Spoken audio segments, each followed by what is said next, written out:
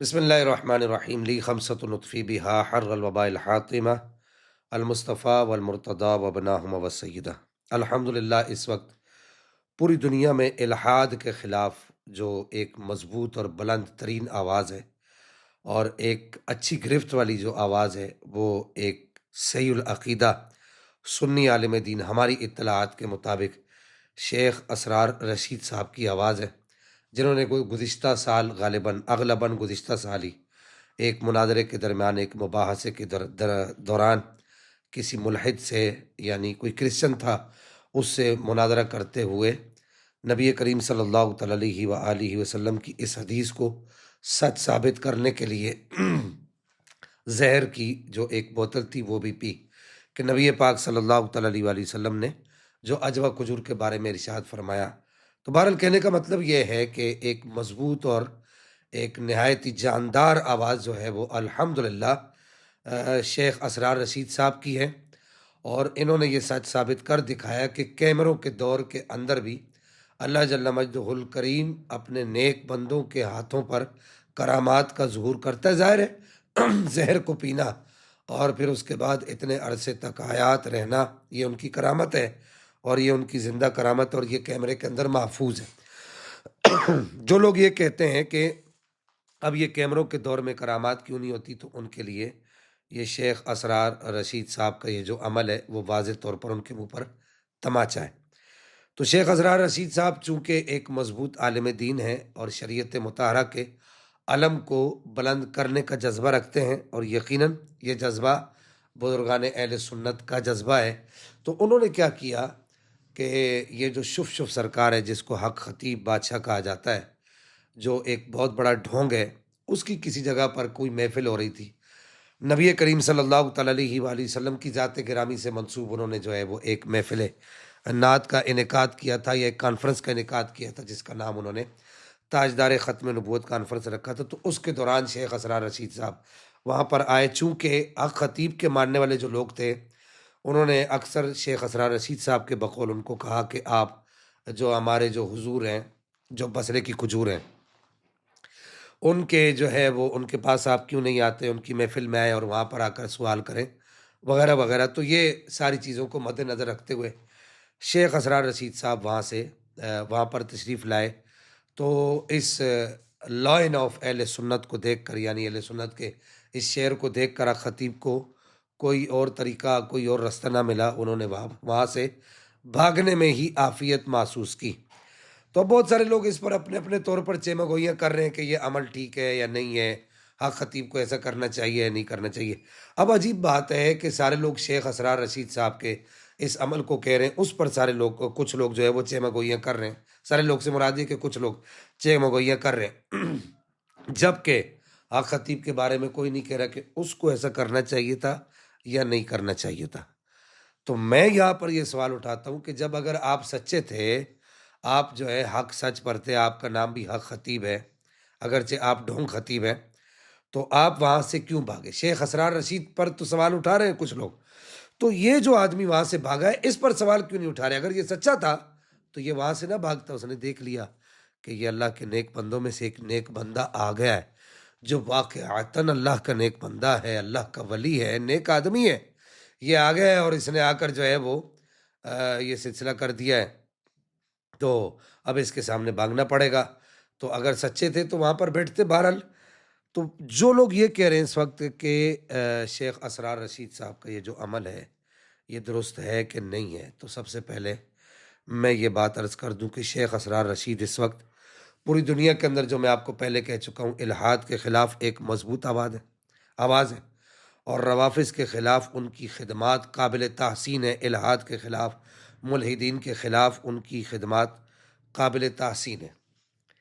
اب رہی یہ بات کہ شیخ اسرار رشید کو ایسا کرنا چاہیے تھا یا نہیں کرنا چاہیے تھا، تو میری نظر کے مطابق،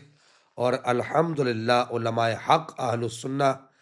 بھی اسی طرف ہوں گے، ان کے مطابق بھی انہوں نے بالکل ٹھیک کیا، کیونکہ یہ طریقہ امام ربانی مجدد الفسانی شیخ احمد سرندی کا طریقہ ہے، شیخ عبد القادر جیلانی محبوب سبحانی کا طریقہ ہے، خواجہ غریب نواز، سید ابوالحسن شاذلی اور سرکار اعلیٰ حضرت امام احمد رضا خان محدث بریلی رحمہم اللہ علیہ مجمعین، یہ ان سب اللہ کے نیک بندوں کا طریقہ ہے کہ جہاں پر وہ باطل کو دیکھتے ہیں، جہاں پر وہ دیکھتے ہیں کہ نبی پاک صلی اللہ تعالیٰ علیہ وآلہ وسلم کی دکھیاری امت کے ساتھ لوگ جو ہے وہ ٹھگ لوگ جو ہے ڈھونگ لوگ جو ہیں وہ نبی پاک علیہ السلام کی دکھیاری امت کے ساتھ دھوکہ اور فراڈ کر رہے ہیں، تو وہ وہاں پر علماء اہل سنت اپنا کردار ادا کرتے ہیں۔ رہی حق خطیب کی بات، تو یہ ایک ڈھونگ ہے اور اس نے لوگوں کو بیوقوف بنایا ہوا ہے، اور لوگوں کو بیوقوف بنانے کا جو گر ہے وہ اس نے یہ اپنایا ہے کہ نبی پاک صلی اللہ تعالیٰ علیہ وآلہ وسلم کی ختم نبوت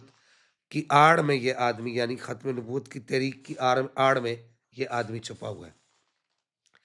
پہلے تو بنیادی طور پر آپ اس آدمی کا حلیہ دیکھیے، کیا آپ کو اس کا حلیہ ایسا نظر آتا ہے کہ یہ آدمی نبی کریم صلی اللہ تعالیٰ علیہ وآلہ وسلم کی ختم نبوت کا پرچم اٹھانے کی بات کرتا ہے اور یہ کہتا ہے کہ جی میں نبی کریم صلی اللہ تعالیٰ علیہ وآلہ وسلم کی ختم نبوت کا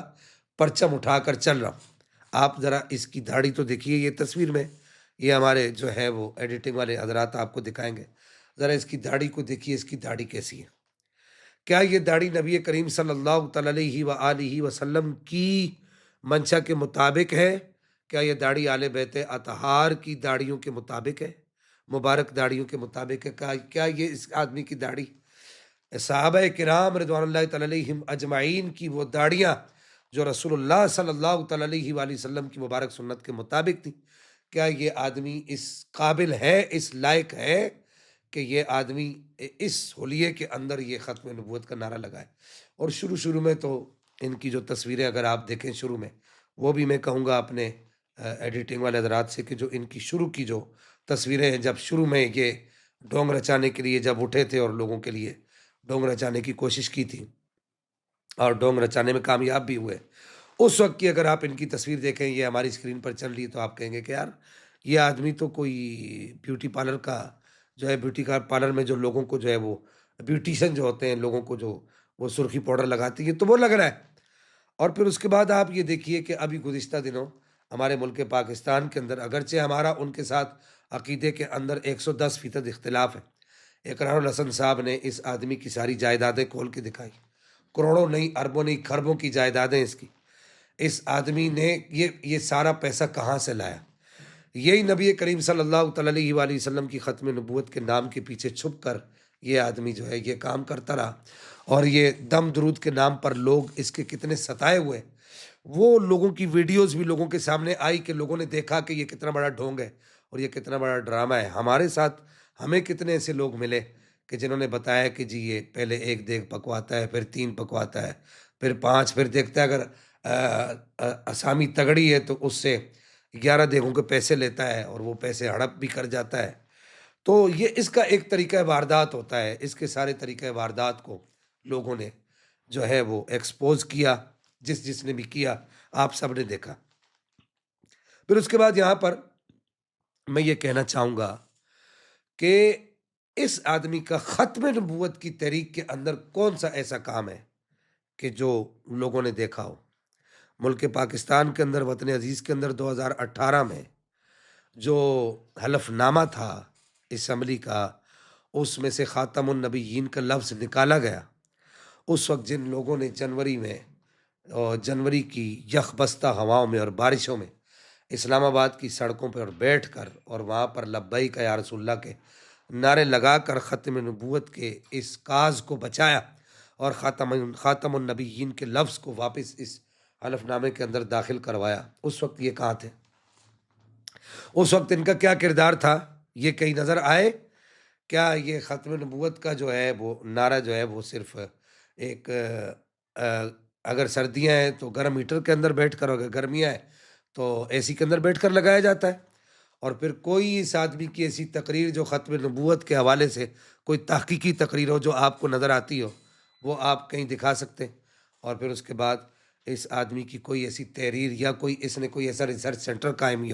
قائم کیا ہو جس میں ختم نبوت کے حوالے سے کام ہو رہا ہو، ختم نبوت کے حوالے سے کتابیں ترتیب دی جا رہی ہوں، قادیانیوں کے جدید اور قدیم اعتراضات کے جوابات دیے جا رہے ہوں، قرآن مجید پر جو قادیانیوں نے اعتراضات کیے ہیں، جو ختم نبوت کی آیات ہیں ان سے جو انہوں نے اپنے جھوٹے استدلالات کیے ہیں، اس کے خلاف اس آدمی نے کوئی کام کیا ہو؟ اسی طریقے سے ختم نبوت کے جو دیگر جو کاز ہیں جو ملک پاکستان کے اندر رسائل چھپتے ہیں علاقب کے نام سے ایک رسالہ چھپتا ہے، اور ختم نبوت کا ایک بہت بڑی آواز، میں ان کا نام نہیں لوں گا لیکن سب لوگ جان جائیں گے کہ جو یہ کہا کرتے تھے کہ انہیں جانا انہیں مانا، نہ رکھا غیر سے کام، للہ الحمد میں دنیا سے مسلمان گیا۔ تو کبھی آپ نے ان مبارک اور مقدس ہستی کے ساتھ اس آدمی کو دیکھا، ان کے ساتھ بیٹھ کر ختم نبوت کے لیے کام کرتے ہوئے دیکھا؟ تو بہرحال کہنا میں یہ چاہتا ہوں کہ صرف ختم نبوت کا نام لینے سے بندہ تاجدار ختم نبوت اور ناموس رسالت کا محافظ نہیں ہو جاتا، بلکہ اس کے لیے کوئی عملی کام کر کے دکھانا پڑتا ہے۔ تو یہ ختم نبوت کا انہوں نے ایک ڈھونگ رچایا ہوا ہے، اور اس کے پیچھے چھپ کر یہ علماء